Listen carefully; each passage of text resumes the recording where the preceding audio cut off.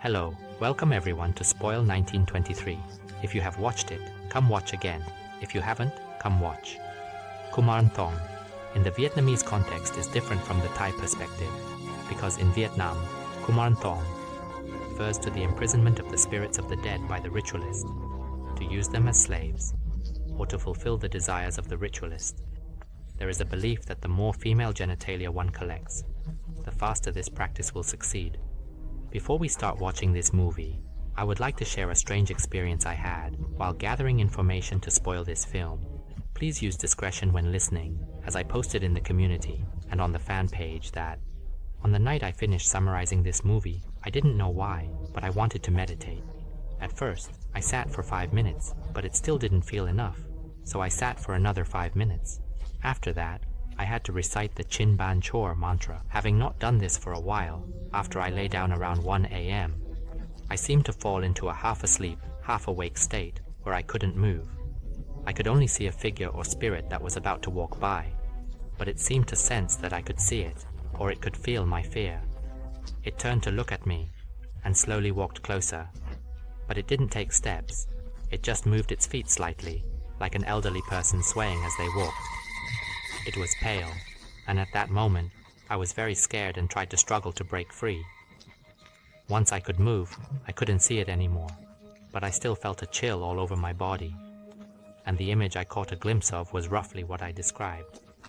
I want to note that I do not intend to create a sensation, but the movie I just summarized is based on a true story where the perpetrator has already been executed. It could be that while I was trying to gather more information, I was inadvertently reaching out to that spirit. I'm not sure. I will also make merit for it, and apologize for bringing its real-life story into my spoilers. I just wanted to share this with my friends. For watching the spoilers of this movie, I hope my friends watch for entertainment and not focus too much on this, as the events I mentioned earlier might be a frequent occurrence in ghost movie summaries. Lastly, don't forget, like, subscribe, and share to support my ghost film production. Anyway, please go ahead and enjoy watching and listening.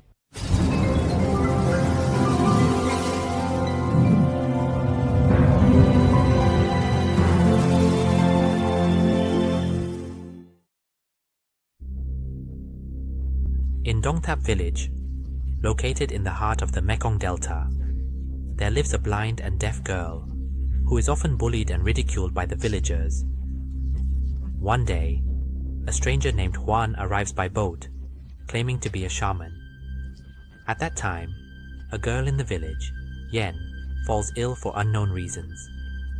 The villagers gather to seek treatment in the shamanic way, and Juan asks for a volunteer to help him. Only a mentally challenged man offers to assist, so Juan chooses the blind girl, which causes the onlookers to laugh and mock her. They believe only those who are not capable would want to help. However, Juan does not mind, as he knows some sign language. After Juan completes the ritual and helps Yen, the villagers begin to trust and believe in him more. And the village head even offers Juan a place to stay in an abandoned house at the end of the rice field. One night, Juan dreams of his mother's death, hearing the voice of an old woman telling him that to practice the Kumanthong, a type of spirit, he must use the vengeful energy of a woman who has just been killed. He wakes up startled, looking at a syringe and a box on the altar. The next morning, Juan comes to Soy's house to talk to her father about hiring her as his assistant. Soy is very happy, and puts a hairpin in her hair because she wants to look beautiful like others. However, her father hangs a list of items she needs to buy around her neck, making her feel bad. While Juan watches with pity, on the way to his house, Juan pulls the sign from around her neck, which makes Soy feel good about him, as she senses he understands her. After that, Juan teaches her about diagnosing illnesses and various treatments, from herbal remedies for physical ailments to healing spirits, which all require belief. That day, Soy gradually helps repair the abandoned house and moves items from the boat into the house. During this time, her younger sister Gui helps build a relationship between Soy and Juan, and Soy begins to care for Juan almost like a wife. One day, Soy asks Juan about the snake tattoo on his arm. He explains that the tattoo reminds him of his mother and shares his story. When he was 8 years old, he saw a snake about to bite his mother, so he rushed to hug her, allowing the snake to bite him instead. He trembled and fainted, and everyone thought he had died and buried him. Eventually, he woke up in a coffin and cried for help. He would have died that day if not for the shaman or his teacher, who told him that the Kumanthong spirit had chosen him as a successor. However, by the time he emerged from the coffin, it was too late. He returned home to find his mother had hanged herself. Grieving and realizing that if he mastered the Kumanthong, he could call his mother's spirit back, he was raised by the shaman, who taught him various skills, both medical and mystical. She also helped him build immunity to snake venom by gradually injecting him with more poison, so he could be close to his mother again. One night, the village head brings his daughter to Juan for help, as she feels she has been cursed or affected by some sorcery. Juan tells her that the way to help her is to tattoo a protective spell. While Juan is tattooing, Soy secretly watches with jealousy. Before the girl leaves, she gives Juan a piece of paper and tells him to expect her back at the end of the month. After the girl leaves, Soy approaches Juan, trying to seduce him, but Juan tells her not to do that again and gives her a drink. She then faints, with vague memories of being undressed.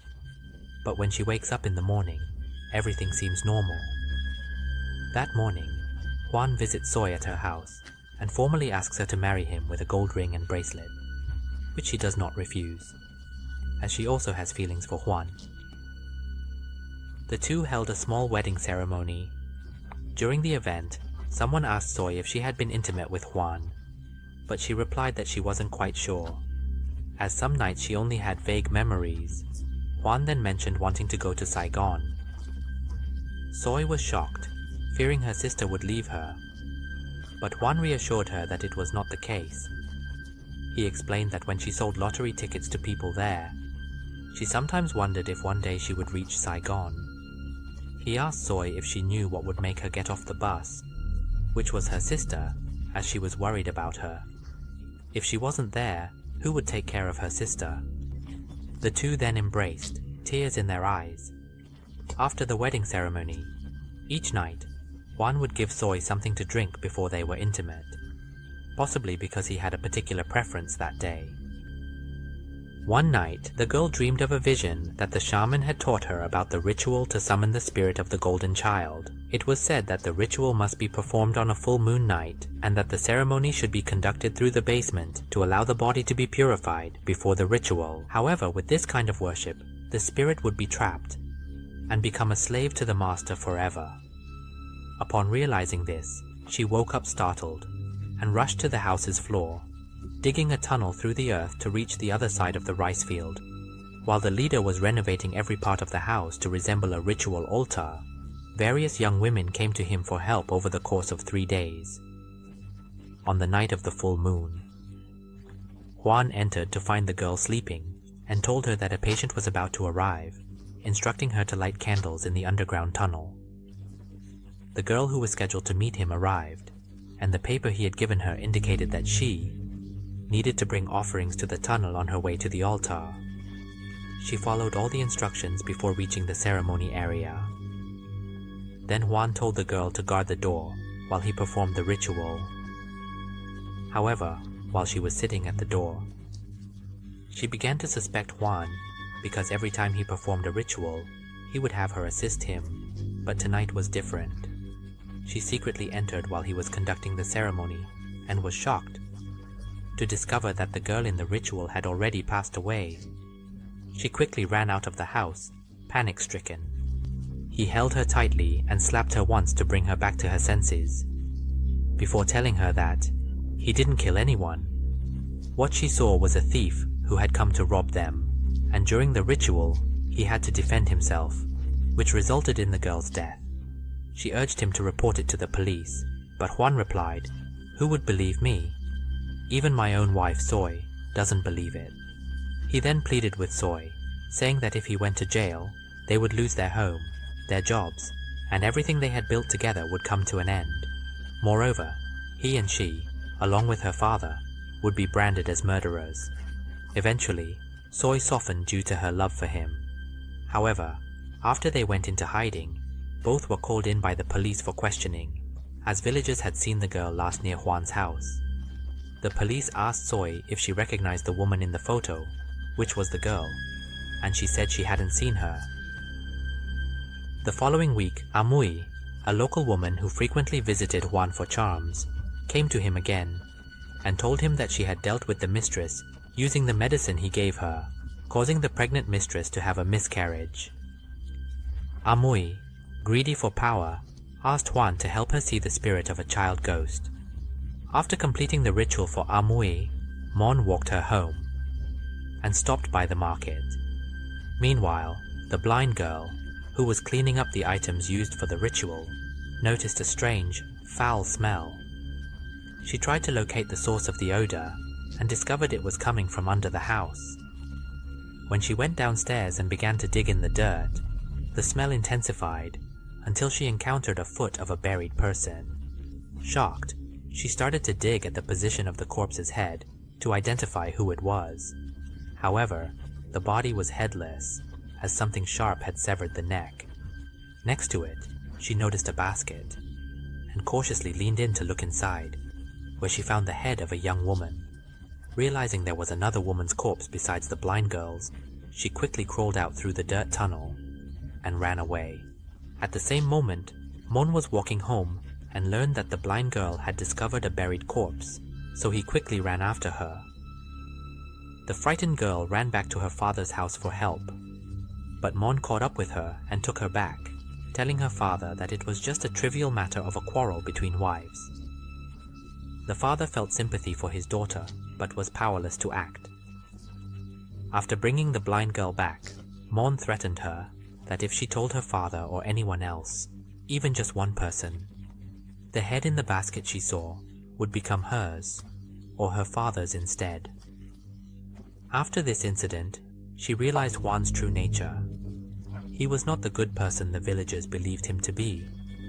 However, she had to keep the secret and dared not tell anyone.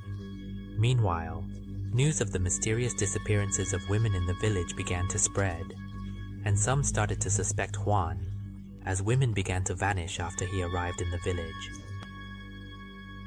The next day, while Juan and the blind girl were lifting a large pot to the fire to stew something, the girl opened the pot and nearly vomited when she saw a human head boiling inside. The head was being cooked to soften the flesh so that the skull could be used in a ritual.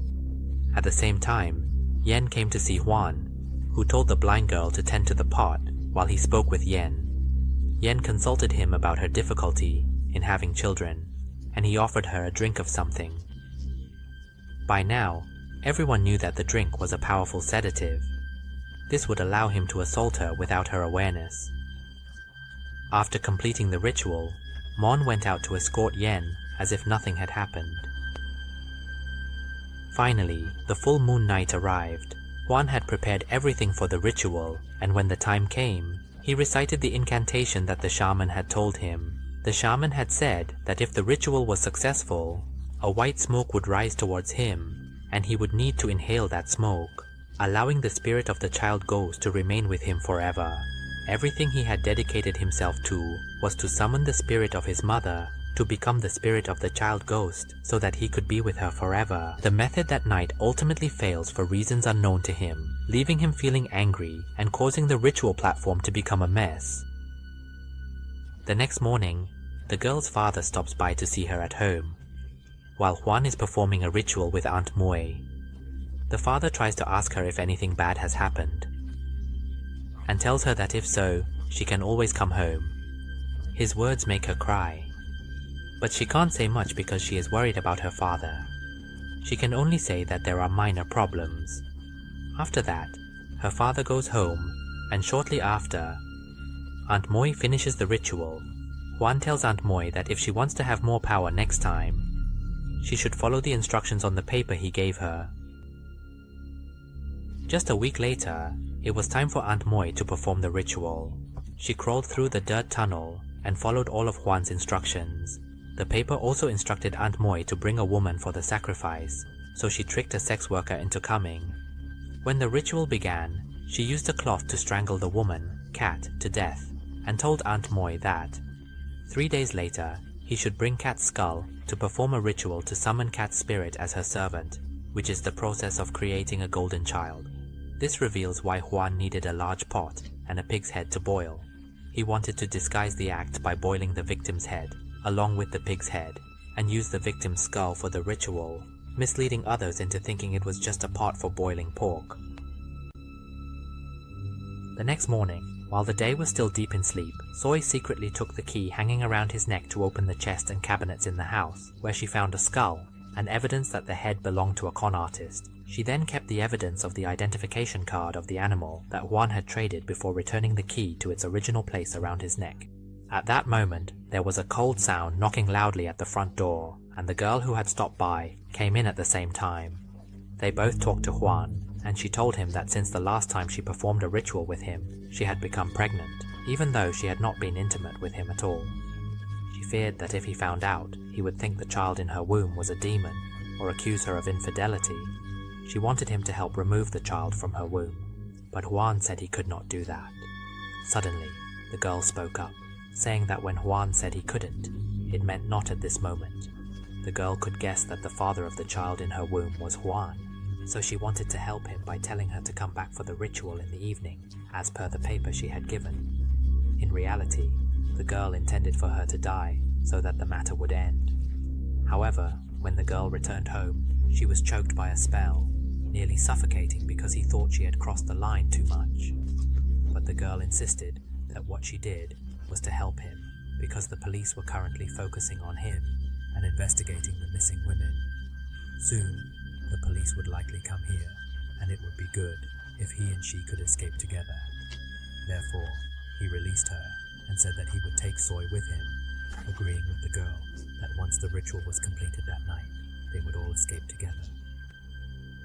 That afternoon, Soy ran to report to the police with the evidence she had, but the officer handling the case was not there, and the remaining officers did not pay much attention to her. They also did not understand the sign language she was trying to use, so they could only take her evidence and wait for the officer in charge to return. Seeing that the police did not understand what she was trying to convey, Soy hurried back home before they could catch her. Little did she know that at that moment, the girl had seen her and also encountered her younger sister. In the evening, before the ritual, she was to light a fire in the tunnel, and when she walked up the stairs, she noticed that the looks of Juan and the girl had changed. She sensed the danger approaching her and tried to run away, but she was caught by Juan and the girl, who tied her up and blindfolded her to a post in the house. It seemed that the two were waiting for something, until Soy's younger sister came up the stairs and ran to help pull the blindfold off her eyes. At that moment, Juan used a cloth to choke her sister, causing her to struggle and nearly suffocate. Soy looked at her sister in pain and tried to use a lighter to burn the rope binding her until she managed to break free. However, it was too late. Her sister had already suffocated to death right before her eyes. In despair, Soy tried to fight Juan, but he punched her, knocking her unconscious. When she regained consciousness, the first thing she saw was her sister's head, which had been cut off and placed on the altar. The girl turned to her and said it was her fault. If her sister hadn't seen her at the police station, she would still be alive. At that moment, the person summoned for the ritual had just come up the stairs and saw her sister's head, causing her to scream in shock before quickly running back down, with the girl chasing after her. The girl was about to go help capture the other girl when Soy tripped her, causing her to fall, and hit her head hard against the ground multiple times until she was knocked out. Soy then discovered the secret of the ritual and learned that what was locked away was the skull of Juan's mother. The girl was trying to escape, but ultimately could not. She was captured by Juan. When Juan returned upstairs, he encountered a white mist coming from his mother's skull, and Soy inhaled that smoke into her body. When Juan saw this, he understood that the ritual to summon the spirit of the child had succeeded, and now his mother's spirit had entered Soy's body. The spirit embraced Soy, crying and calling out for her mother, saying that his mother had returned. At that moment, Soy seized the opportunity to inject him with 2 vials of snake venom into his back, causing him to go into shock from the overdose. Convulsing on the ground, Soy then rushed to help her sister, and they ran for their lives. However, while she was executing her deceptive plan earlier, she had to pretend to inhale the smoke, which made her eyes sting and her vision blurry, leaving her unsure of which way to escape. Meanwhile, the person who was convulsing managed to grab the antidote and injected it into himself before crawling out, calling for Soy. Soy, who was trying to drag her sister through the fields for a while, could no longer continue and decided to leave her necklace for her mother, thinking she might not survive. But Soy insisted that she would find someone to help and told her sister to stay quiet. Then, Soy used a tree trunk to conceal herself and lured Juan away in another direction. When Juan saw Soy, he immediately chased after her. Soy ran back home, trembling until her father found her. At that moment, Juan arrived and told her father that he would take Soy back. Her father, unable to bear seeing his daughter harmed, refused to let Juan take her. Juan then threatened that he would have to kill her father first before taking Soy. The father boldly declared that while Juan could kill him, could he kill the entire village? He then shouted for help, claiming that they were being robbed, which caused the villagers to rise up. The father told Juan that even if his daughter was mute, he was not, and he would inform others. Knowing that the person was definitely a criminal, he quickly ran away. At the same time, the police investigating the case of the missing women found the evidence that Soy had reported. The officers came to Soy's house, where she told her father that Juan was the one who killed her sister. Upon hearing this, her father rushed out to try to catch Juan, and the villagers came to help apprehend him. However, some villagers thought Juan might not be the real culprit. Eventually, Soy brought out the necklace that her sister had left for their mother, and they went to find her, leading to her discovery. The police then arrested Juan and the girl. The girl was sentenced as an accomplice in the murder case, receiving a life sentence, while Juan was captured on the night of the full moon. Inside the house, the police found 3 skulls, a necklace, a ring, a jade bracelet, and the identification card of the victim. He was sentenced to death by firing squad. As for Soy, her father, and another child, they relocated to a different place, and the film concluded. And that concludes the review of Kumanthong Rakahian. How did you find this Vietnamese horror film? I think it was quite scary, especially since it is based on a true story, combined with experiences that one might encounter. I would rate it an 8 out of 10. What do you think, friends? Don't forget to check the title and highlight it in the comments of this video, and the top comment will be featured in this clip.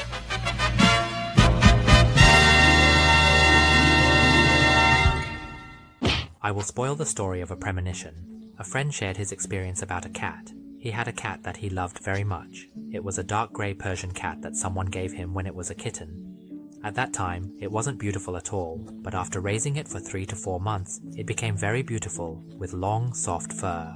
However, on December 30th, 2016, in the morning, when my mother opened the door to go buy groceries, it ran out onto the street and got hit by a car, dying instantly. I was heartbroken. On January 1st, 2017, I went to buy a new cat, a yellow Persian, to keep the other one company and to replace my beloved cat.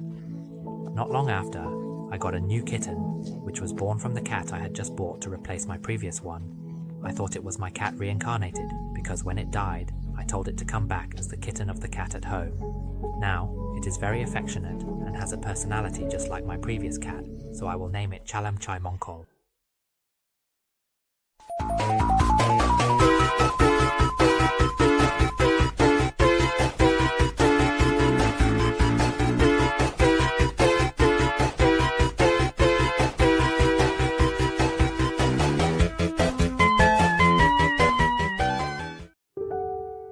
Problems are not signals telling us to stop, rather guides for us. Spoiler alert, 9:23. Today, I must take my leave. See you in the next clip. For today, goodbye.